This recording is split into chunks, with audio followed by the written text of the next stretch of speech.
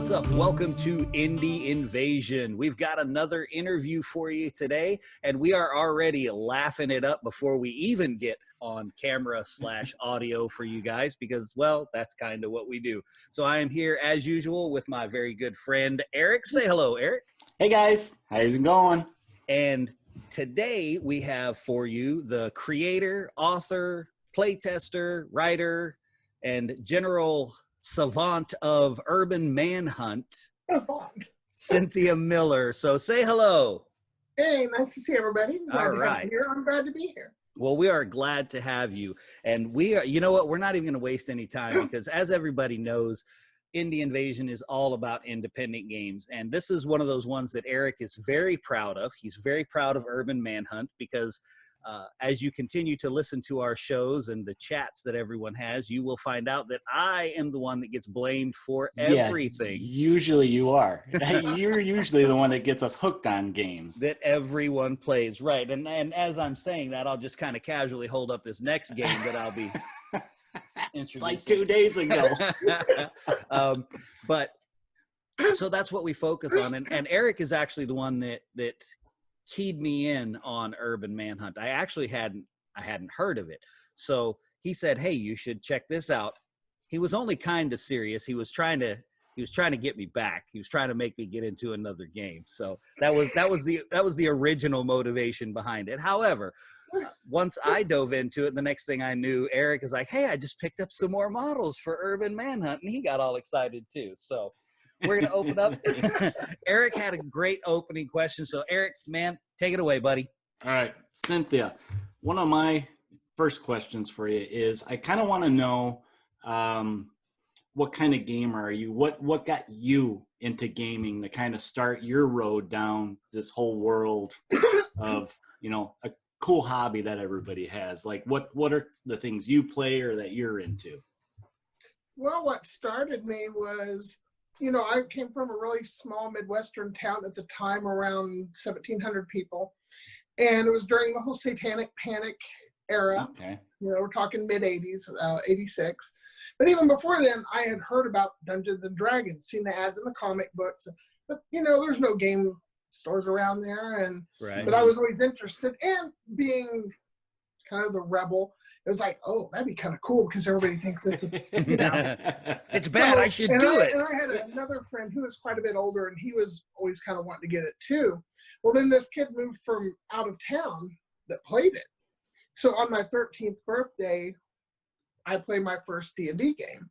Cool. And I had the character I made was a monk, and the name is actually very offensive, but I swear I did not know that word was an offensive word at the time. Well, we're PG, so message it to us later.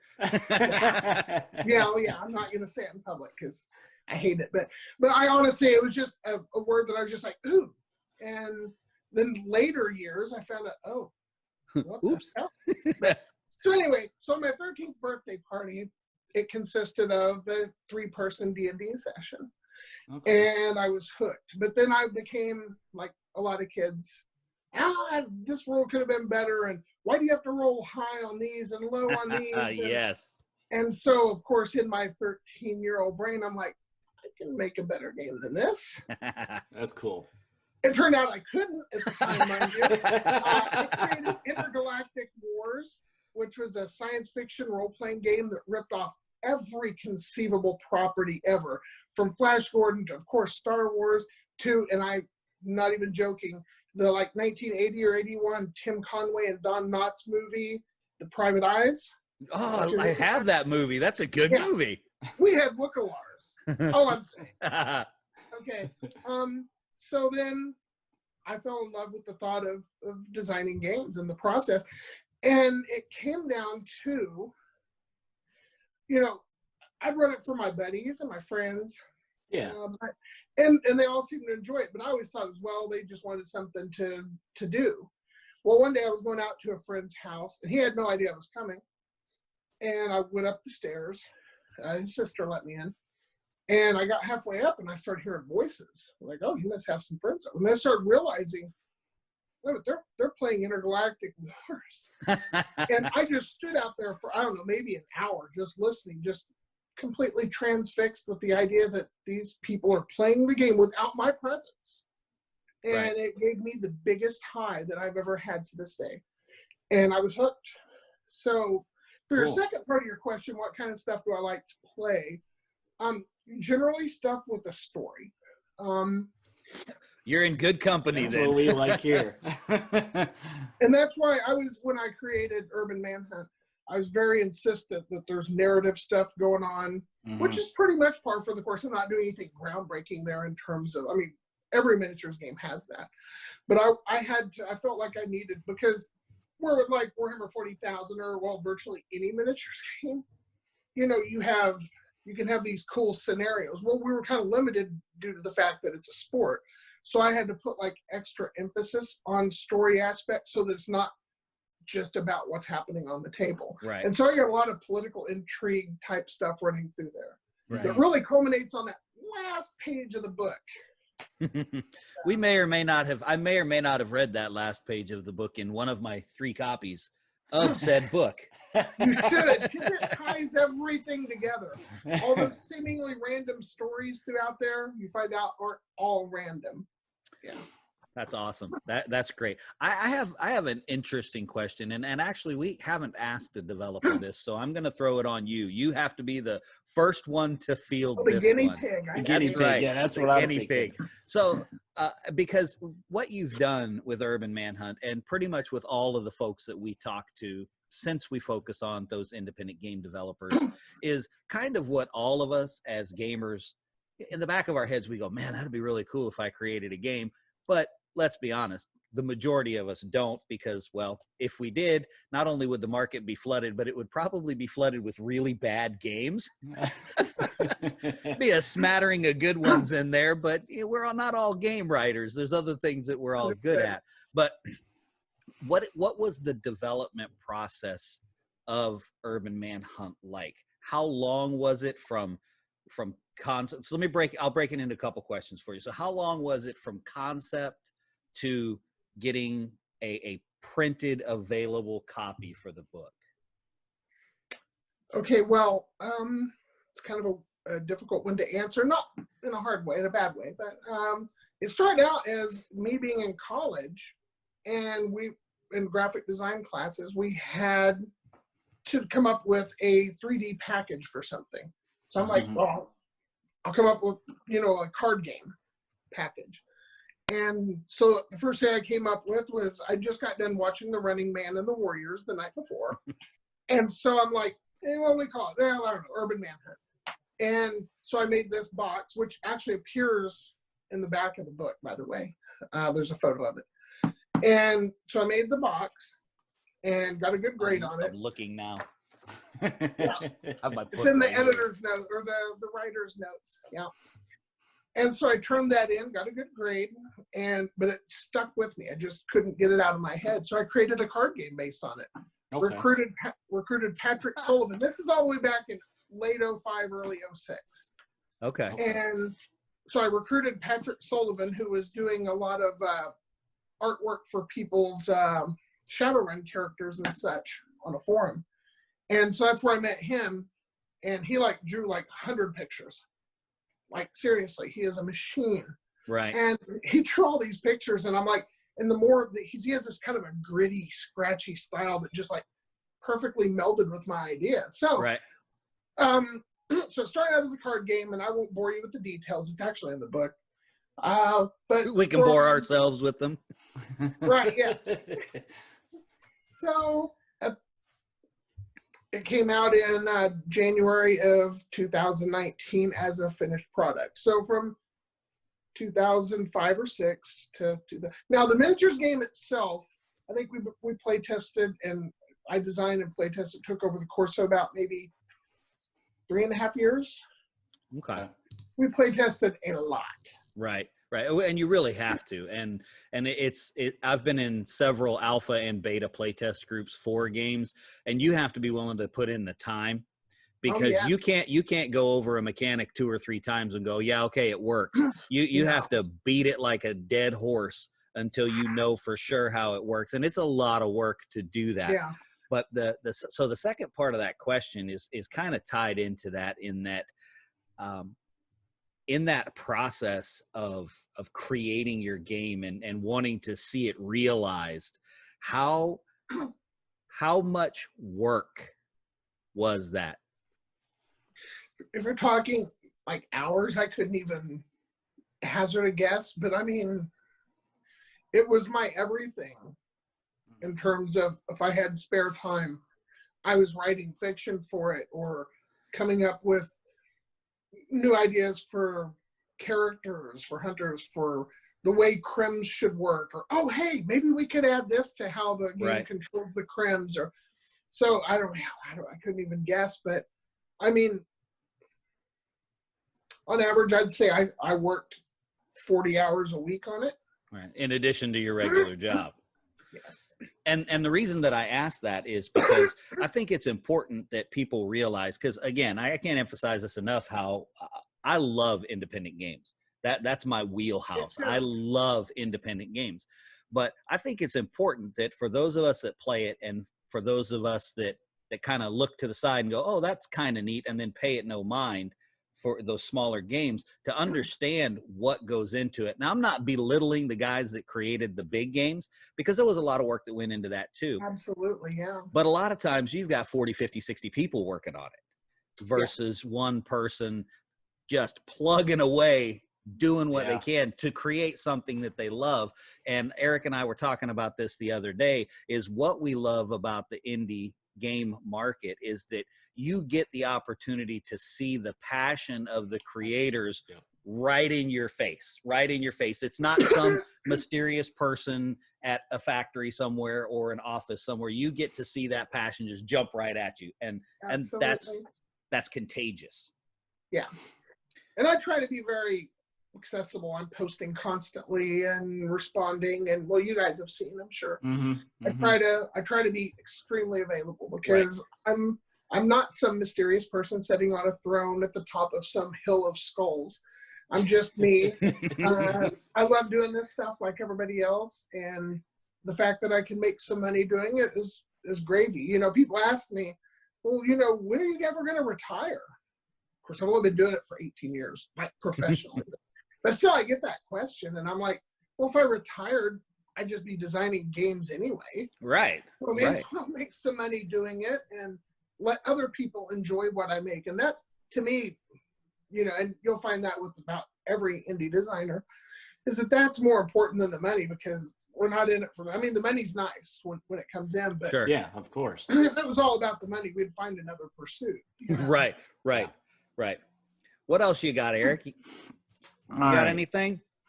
So we talked a little bit about development there, and do you want to talk a little bit about what, like, our standout points in the game, Mac?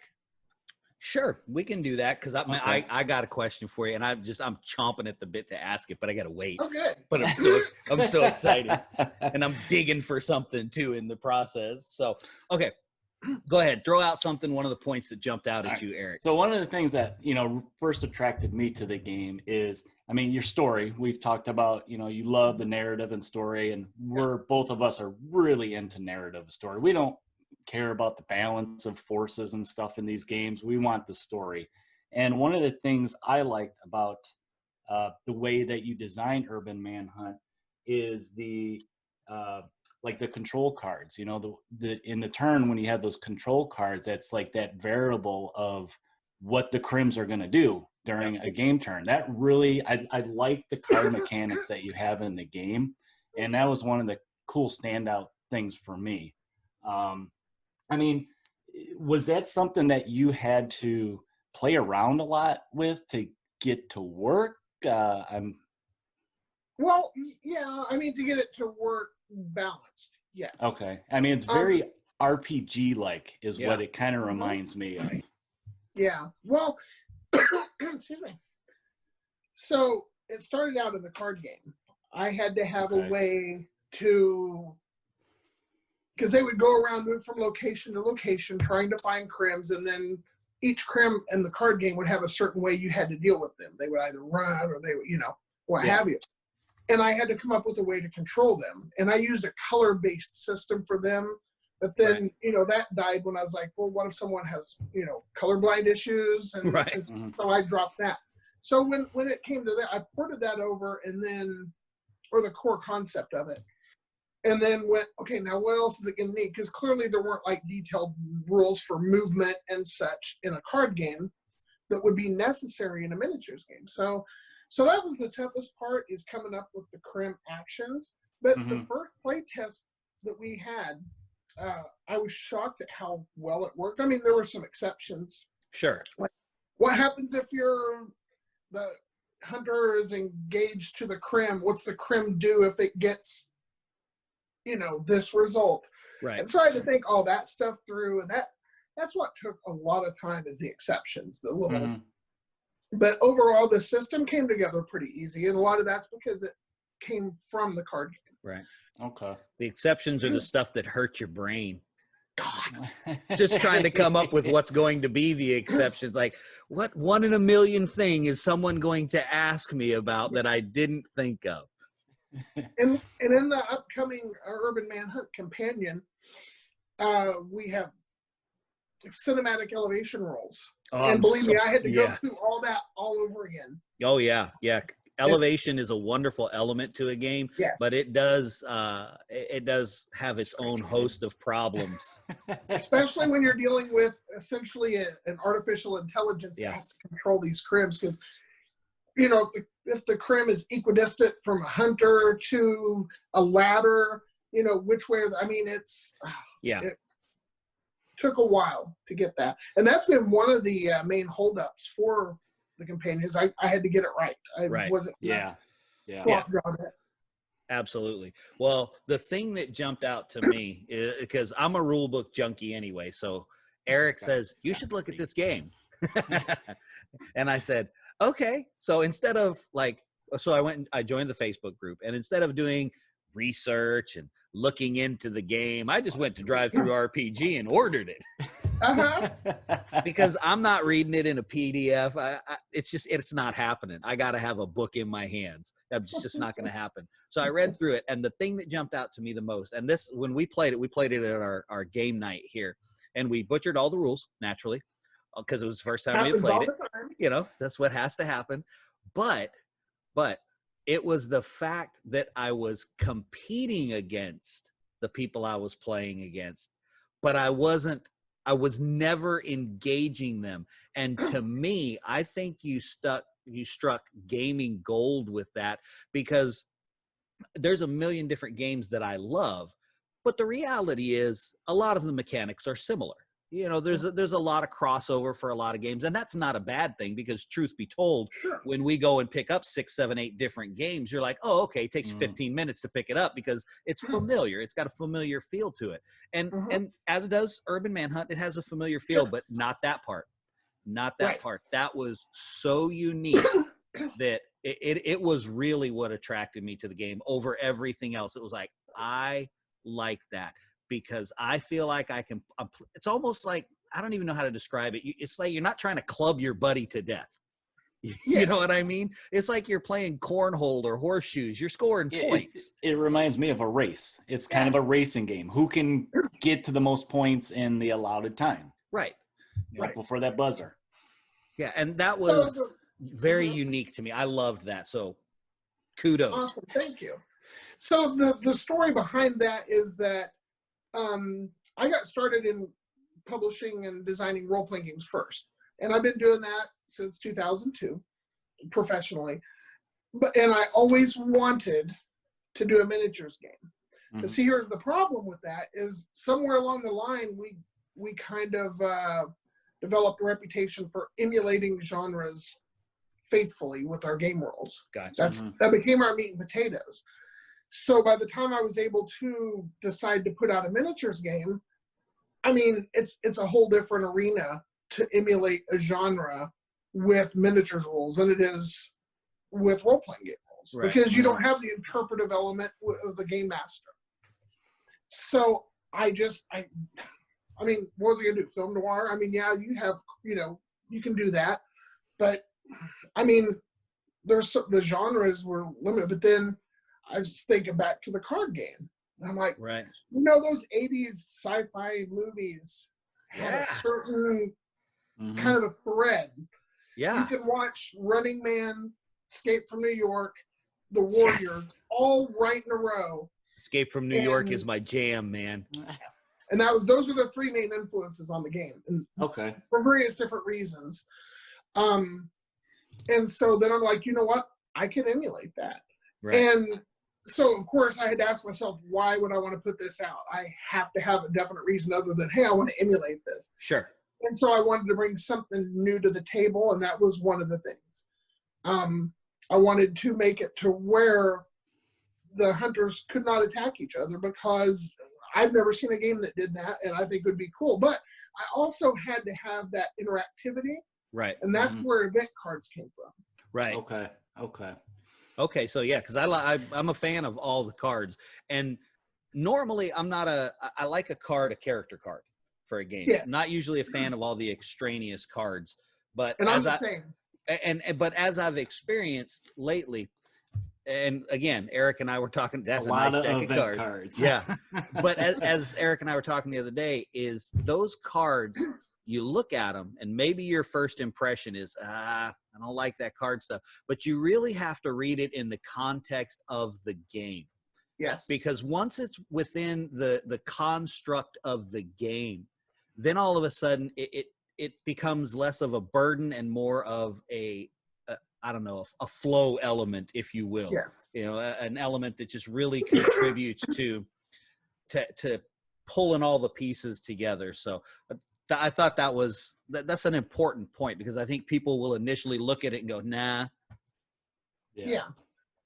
Ta-da. Hey, they match. They do match, because that's Rooster McCoy. And for those of you who don't know, Absolutely. this is an original that Cynthia created for us for CoastalCon, and I still have a few left. If you come to CoastalCon 2021, I will hook you up.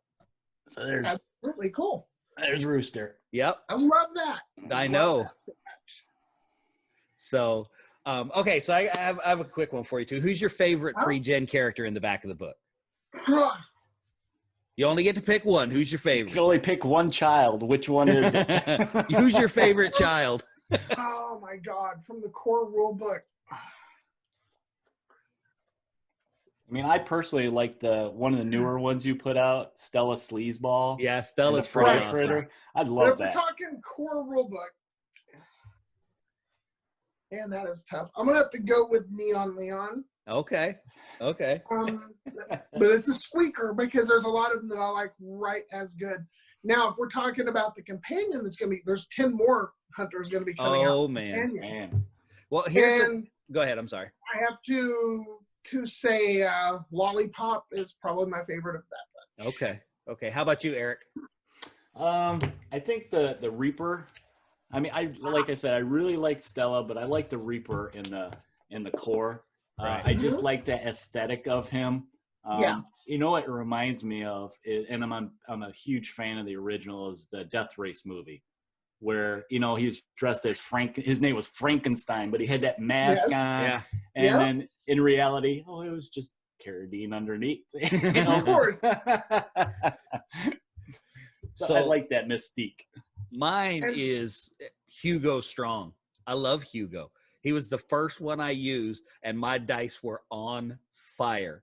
So now my dice are never on fire. I mean, unless I've actually thrown them into fire, my dice are not on fire. But that night, that first time we played, I was like, I'm amazing. And I was like, me and you, Hugo, it's me and you forever, buddy. So. Oh my God, there is speaking of Hugo Strong, there is a conversation that I had with one of the folks involved in the movie. Mm-hmm.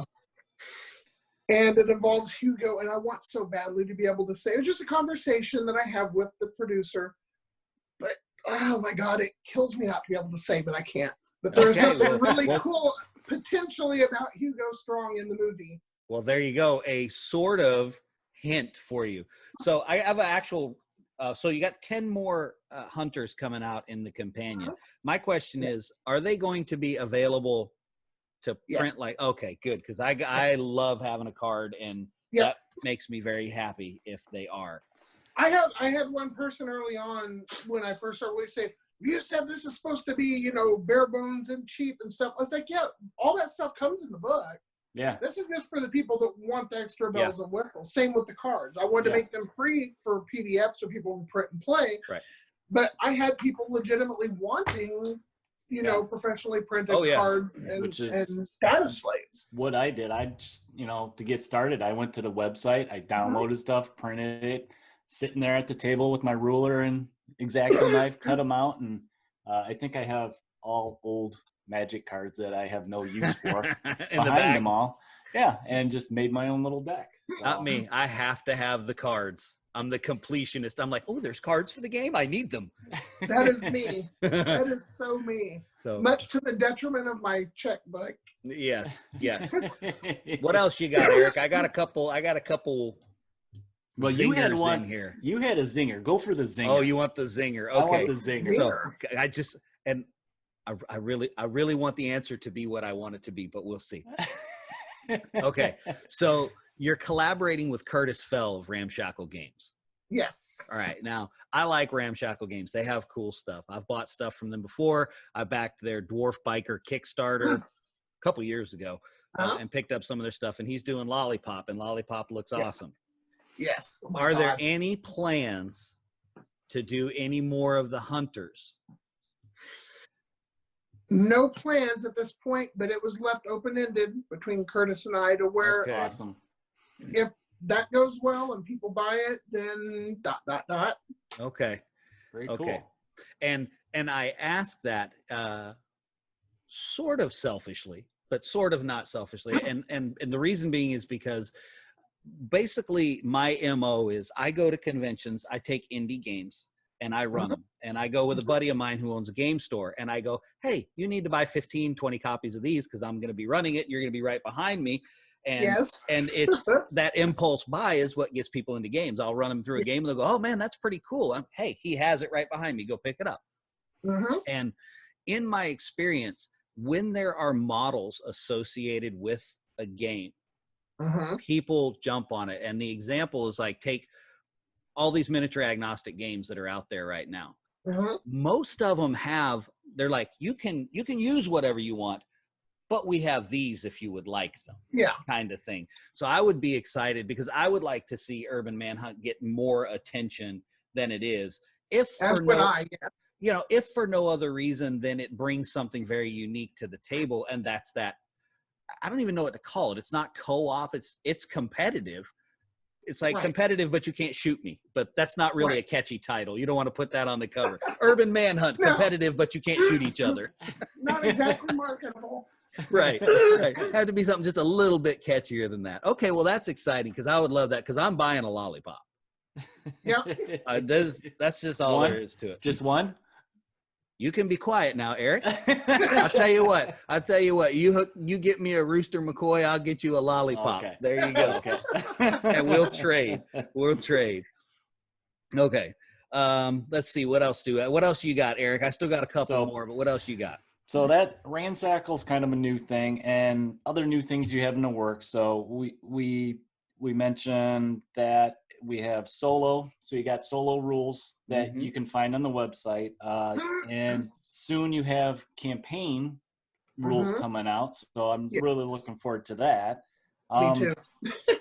What other kind of new things do you guys do you have in the works for Urban Manhunt? Any leaks or tips or cool things you can worldwide premiere on the show?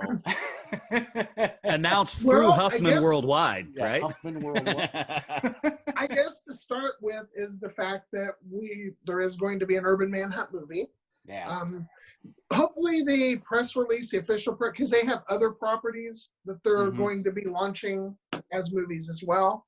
It's a fairly new company that's back and involved with a lot of people that have been in the movie business a long time, and not just movies, but multimedia. So there's a video game is being talked about, other merchandise and so forth and so on. A novel. I have the overview of the novel and everything. That's amazing. It goes a lot into the indie scene, and that's something I'm excited about. But so the movie, and of course, I think the COVID stuff has kind of made things a little slow on this right now. But there's a lot in the works with the movie. Cool. So that's like the biggest one. So we'll just get that one out of the way first. Second, of course, is the upcoming Urban Manhunt Companion. Yeah. Which is going to be. See, I've always been a sucker for supplements that have a little bit of a lot of things in it. Mm-hmm. And I think that started with the original Star Wars RPG from West End Games. They had the Star Wars source book, and it just had like bits of everything. Mine's over on the shelf. See, exactly, and that hooked me on that concept. Okay. So, and of course, Warhammer 40,000 had the compendium and the compilation in first edition. Books that were like huge. So that's where I'm coming from on there, and it's going to have a lot of different stuff. It's going to have because a lot of these different promotions and shows in the Urban Manhunt setting like to throw different things out to try to boost their rating. Mm-hmm. So we have a whole selection of different things that you can add to your game to, that shakes things up a little bit. Right. Cool. We have some an alternate way of handling the focus action in there. Okay. Which is the least used action in the whole game, and probably not so much after this gets released. It received a bit of a boost. We have, of course, the 10 Hunters. We have the solo play rules will be appearing in there, even though it's available free online for people who just want to have it in the book. Yeah. Okay. And so we got a lot of other stuff. I think we've more than doubled the amount of options for characters or for hunters for hunter creation. Nice. Okay. A lot of different stuff in there. And so then after that will be the campaign rules, which originally was going to be a part of the companion, but we decided, and it was hard for me to do this, but I pulled it out of it because I still wanted to get the play testing just right. Yeah. We're almost done with that now. Okay. So that's going to be coming out, and it's going to be a big book. Cool. It is. Nice. My goal with it was to create the most comprehensive and characterful, if that's a word. It is now. Campaign system for a miniatures game, because you start out, your hunter starts. Well, you start out before you even you play a manager who manages a stable of 3 hunters, and everybody creates random hunters, and they're not great hunters. They're indie scum. They're upstarts. They don't work for Huffman Worldwide. Right, exactly. So yeah, you get everybody together that's going to be playing in the campaign. You roll up these characters, and there's a lot of laughing involved because some of these characters are freaking pathetic. Right. And so then once all the pool is created, you actually have drafting rounds, and you draft your team. And there's different stuff that can happen between draft rounds that can change things up. And so once you assemble your team, then you put them on the indie circuit. There's 3 stages to the campaign rules. Stage 1 is the creation and draft of the hunters. Stage 2 is the indie circuit. So you spend X number of weeks in the indie circuit. Mm-hmm. And it's a whole different world because it's a lot simpler than because in the core game we're talking the NUML, the big leagues. Right. Yeah. This is like, they're sectioning off parts of cities with, tape and throw people in there, and so it's super low budget. And then once you get to a certain point, then you get to choose one of those hunters to be the one that the NUML snaps up. And then you go through a process of modifying your character because their corporate suits want to give them a makeover to make them more marketable, to make them better. And so they get a little bit extra training and stuff too. So then you go into the big leagues, huh? I was saying, thus the sneak peek makeover picture on the Facebook group. Yes. And so then you play and you try to make it to the Great Hunt. And you can end there, or you can play another season of NUML. And that's how it goes. That sounds very exciting. Yeah, we love campaign stuff. You would think that we played campaign stuff together, but since we live 17 hours apart, we don't. Understood. Kind of a barrier. A little bit, Yeah, little bit of one. Little bit of one. So we've covered a whole lot of stuff, and I'm really excited to get this out to. I mean, we don't have millions of followers or anything, but you know, we touch a few people. So my last thing is, I would say this: convince me to play Urban Manhunt. I mean, realistically, you don't have to convince me, but pretend like you have to convince me, and give me what your pitch would be to convince someone, hey, you should play Urban Manhunt because. Okay, sure, no problem. I've done this a lot. I imagine. So Urban Manhunt is essentially the sport that emulates the action movies, sci-fi action movies of the 80s, and that also brings to life a death sport, a very cruel and callous death sport. In that future, in which each player takes the role of one hunter that they create themselves based on whatever model they have at hand. And then they put them in the arena against all these criminals who are trying to survive the night in exchange for their freedom. And each one that you kill gives you points. And of course, it's not just what you kill, but how you kill them. The character has pizzazz. And the cooler or bloodier or most clever kill you get, actually more points for that. So it's a matter of style and substance. So the whole thing is seen through the lens of 1987. So there's a lot of retro tech. The internet doesn't exist as we know it now. It's different. It's neon. Different. The SpectreNet, and it's very neon. It's not a dark web, it's a neon web. Exactly, and the thing is it has the sport, and the game has two sides. It has its super glitzy side with all the neon lights and the colors, because these shows are presenting it on television or holovision. And meanwhile, the sport itself is dark and gritty. You're in bombed out cities that are used as prisons. Right. And so I really wanted to play with that juxtaposition. And I think that's one of the things that I like most about it, actually. So, yeah, that's my pitch. That's a good pitch. Sounds very adventurous. I think I might try it. That sounds very interesting. Great. I may order a rule book. Okay, I don't really need 4. 3's plenty. 3's plenty. But you got anything else, Eric? I got one last thing, and it. it's something that both me and Mac like to ask when we have guests on the show and stuff. But we want to know what's on your table. What miniatures game or project are you working on right now for your personal gaming? Well, right now I'm painting a whole lot of Legion stuff. Okay. I've had the game for shortly after it came out, but never really delved into it because, frankly, I was busy with Urban Manhunt development. Like I said, it took most of my time. So I'm doing a lot of painting with 2 armies, because our house is the nucleus for any gaming activity. Our kids all game, and our friends will come here, and we will. So this is like the gaming store without the merchandise. Yeah, you're the supplier. That's my house. Hey, that's your house. Yeah. You get shady people coming up with tricks. That's right. Hey, man, you got some miniatures? I need some paint. I'm out of Agrax Earthshade. Yes. That's barely an exaggeration. I know. So a lot of Legion right now. Okay.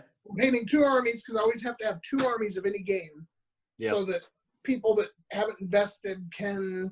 So I have the classic Imperial and the Rebellion, and making my way through getting that painted. Awesome. Cool. That's what's on my table, and we're playing some Doomhaven in between. Okay. Awesome. Gloomhaven, not Doomhaven. Okay. Gloomhaven. It's been a long day. Hey, you know what you just did now? Now that they've put out, what is it, Frosthaven? Frosthaven. Like now Doomhaven will be out next. Doomhaven will be next. Right. Out there somewhere, somebody is scratching their head going, Doomhaven. There you go. Hey, how did we miss that little nugget? All right, guys. Well, thank you for joining us, Cynthia. It has really been a pleasure. Thank you. We love Urban Manhunt, and this is one of the very few games that I can blame Eric for. So a little bit of extra special place in your heart. That's right. It's got a little bit of extra love from me just based on that, because it's not often that I get got. I'm usually the one that's throwing it at them first. So I usually beat them to it. That's what it is. But so guys, if you're listening, we'll throw up the dings. We'll throw up links to Ramshackle so you can check out the stuff Curtis is sculpting. I don't know if he has any sneak peeks of Lollipop on his website, but you can get some sneak peeks of what he's working on if you go over to the Urban Manhunt Facebook group, and you can join in there. There's a lot of cool stuff going on. Battle Hammer has been posting some pretty regular battle reports. Yeah, they do a lot of stuff. Knuckleheads. Nice guys. In the best possible way. Oh, right. Yeah. And they've been posting a bunch of stuff lately during COVID. They've got a lot of stuff going up. So you can check them out over there. You can check us out on the CoastalCon Facebook group. You can also check us out on our Indie Invasion podcast page on Facebook, and you can also find us on, hold on, I got to get my piece of paper. Yeah, he's got a lot here. Mac went nuts. So for our podcast, you can check us out on Google Play, Spotify, iTunes, Pocket Cast, iHeartRadio, Stitcher, Podbean, TuneIn. We are on all of those podcast servers, so check that out. And guys, Eric, say goodbye. Say goodbye? Okay. I'm going to tell everybody to make sure, if you're interested in Urban Manhunt, to check them out at spectrumgames.com with all the free downloads. Spectrum-Games, yes. Don't forget that dash. And until next time, guys, prepare for the invasion. Prepare for the invasion. Good night and goodbye.